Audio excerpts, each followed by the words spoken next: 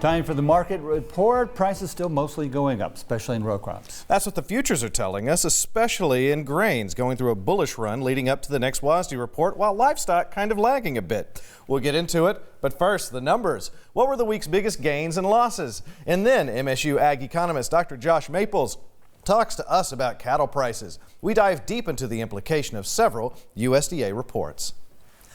So, markets closed the week continuing its upward movement. Row crops getting the best of it while livestock split. Let's take a look.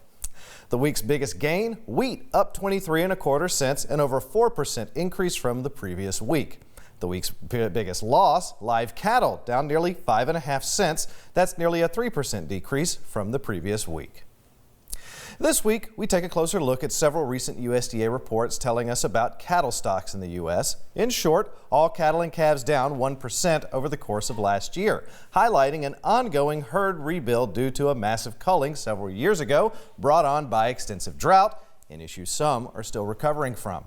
I spoke with Extension livestock economist Dr. Josh Maples to get his insight into what this means and what we can look towards this year. That's right. So down 1% in terms of all cattle and calves.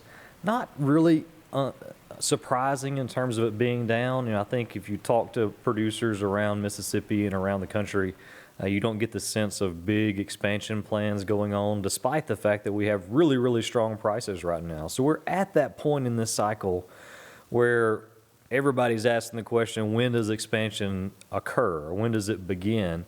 So yeah, total cattle inventory at 86.7 million head.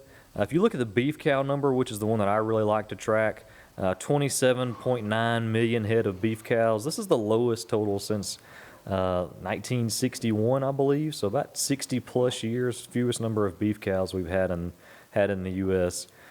I don't think we've got any signals here of expansion in this report.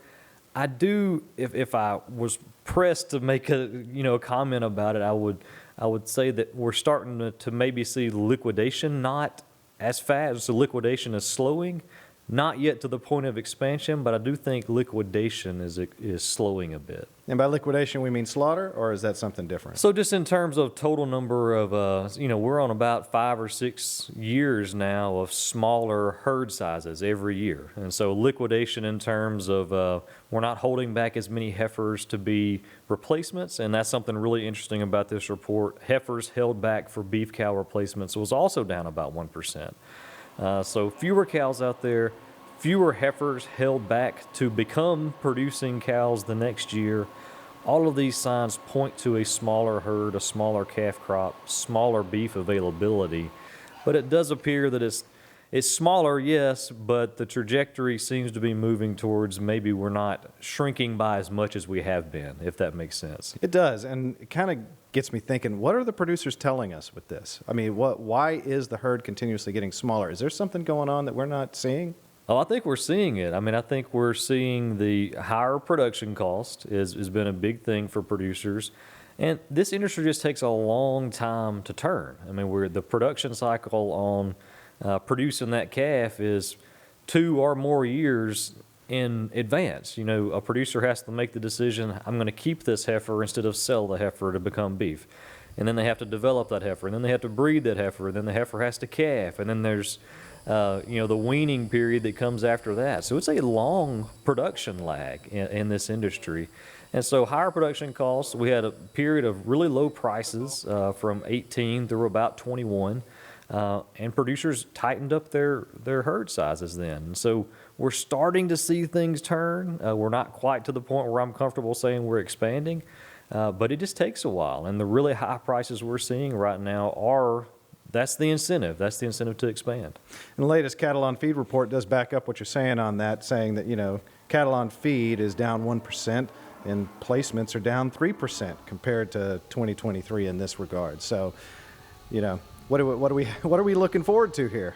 Yeah, so I think 2025 is going to be really interesting to watch in terms of, do we see producers hold back a few more of those heifers than they have been? We saw the culling rate go down last year. 2023, really high cow culling year. We culled a lot of cows. 2024, didn't cull near as many. We came down quite a bit from where we were in 23. That tells you producers kept a few more cows in the herd that they didn't the previous year. It's going to be interesting to watch that this year.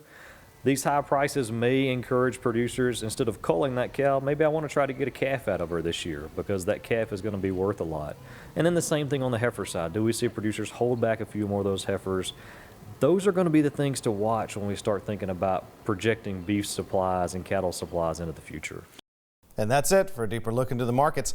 Looks like cattle prices, although down recently, will continue reacting to a small herd slowly rebuilding.